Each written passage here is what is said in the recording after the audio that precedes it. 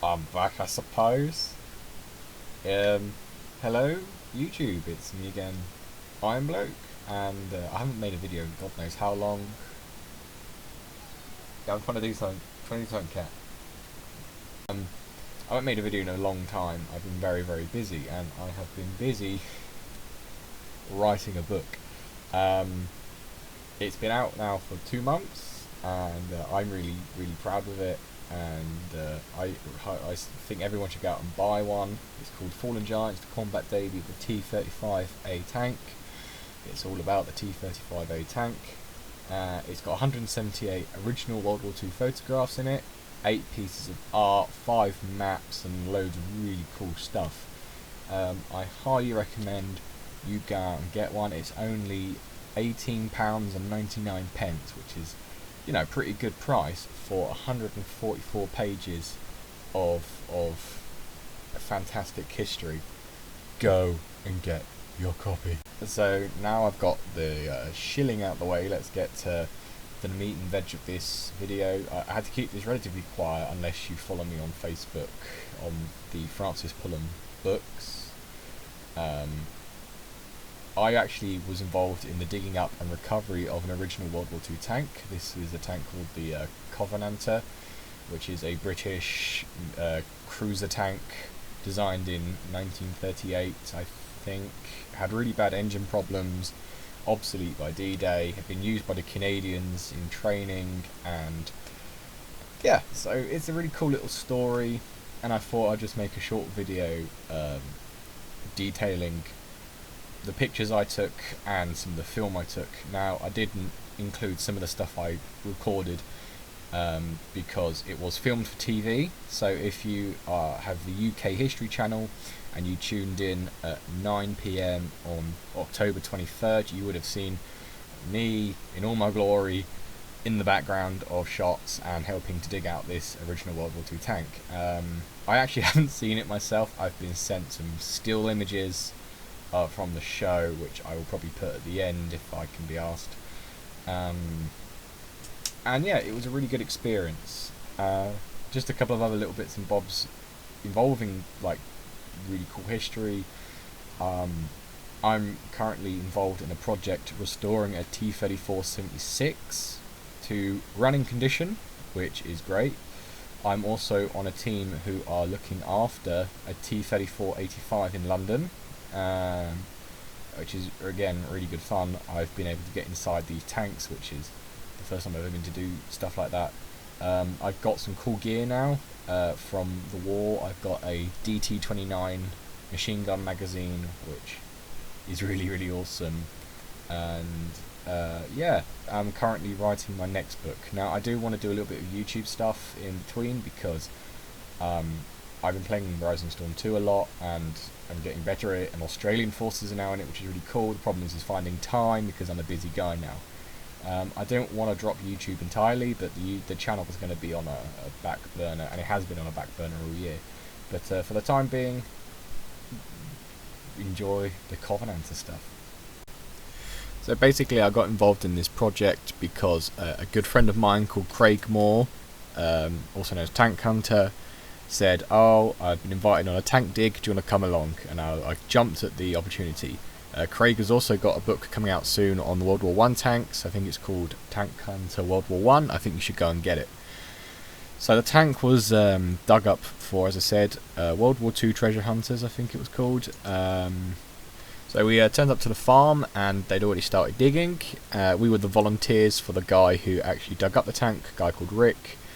And yeah, so we were in this field, and this tank was in the ground, and we just watched as the film crew did their thing. Suggs from Madness was there, a quite famous History Channel presenter was there, and it was really interesting watching this all happen. And we found a tank and tracks and all this good stuff.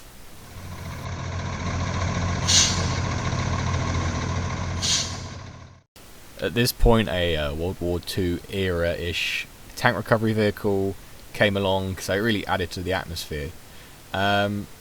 We dug out the tank a mixture of by hand and by JCB, as you can see, until almost the entire thing was exposed, and the idea was then the the tank recovery vehicle would drag it out the great big hole we had made. And it went something a little bit like this. Okay. Guys, can you just do a bit of checking? I can't better? That's fine, thank you very much.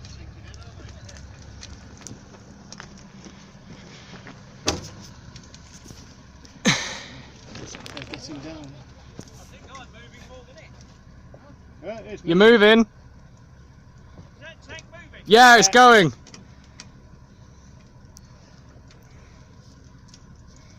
Hey, results, hero. You hear your bump start? I've got that Das Boat music in my head when they finally lift the boat from the bottom of the sea. Yeah, I love that. That's such a good scene. So the new one's coming out? Yeah. So as you can tell in here, we were sort of nerding out because all the volunteers were sort of like World War II enthusiasts and historians. So at the end of day one, we had a big hole and we had half a tank sticking out of it. As you can see, it's not in the best condition. It was very much blown up by the Canadians during the war for anti-tank infantry training. It was just a great afternoon. It was all recorded and it was broadcast on TV. So about a week later, me and Craig went back on an even sunnier day. I caught the sun even worse, and this was the day we was going to move it down closest to the farmhouse and clean it off. And here's the film of us doing that.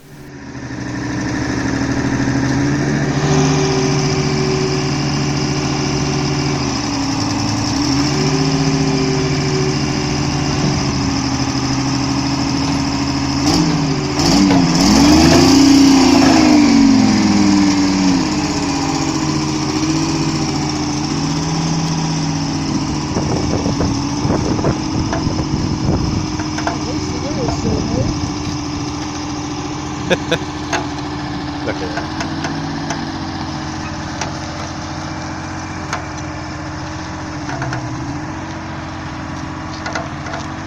Those wheels are turning. I know.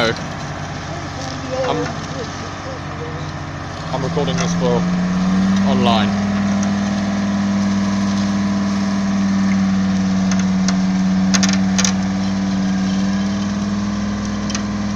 The wheel on the other side's moving too.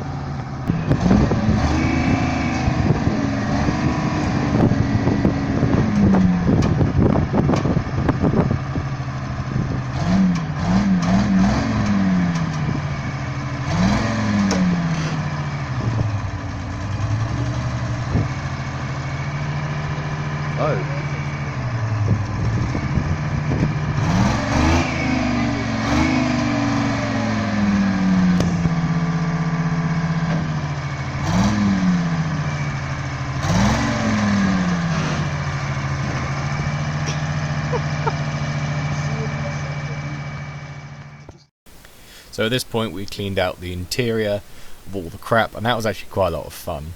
I failed to notice, or say rather earlier, that the turret was from a different machine. It was found at the end of a range, but you know, Covenanter turret on a Covenanter chassis, you can't really complain.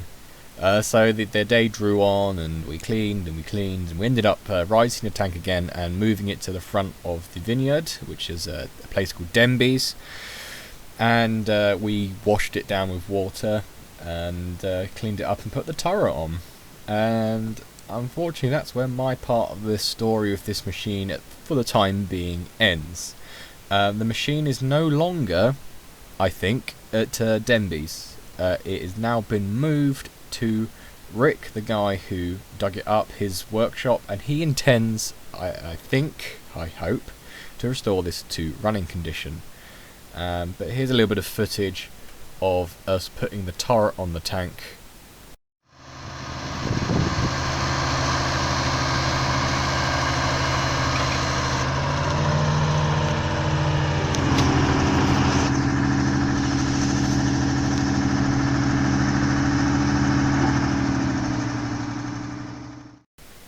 I hope you enjoyed this very brief look at the couple of days I had digging up the tank. It was some of the most fun I've ever had, and I'm hoping to do similar things in the future if the opportunity arises. And I'm also doing quite a lot of stuff in history circles. Now, if Rick's watching, I would quite like to go up to his shop at some point to see how my Covenanter goes. Maybe I could do a follow-up video when it's looking a little bit more repaired and stuff. But it was such a great day, and I made good friends and good acquaintances and good contacts from my history sort of stuff. And I'm really glad that I took time out of my day to volunteer to do something like this, because it's not every day you get to dig up a tank, and also not every day you get to be on TV.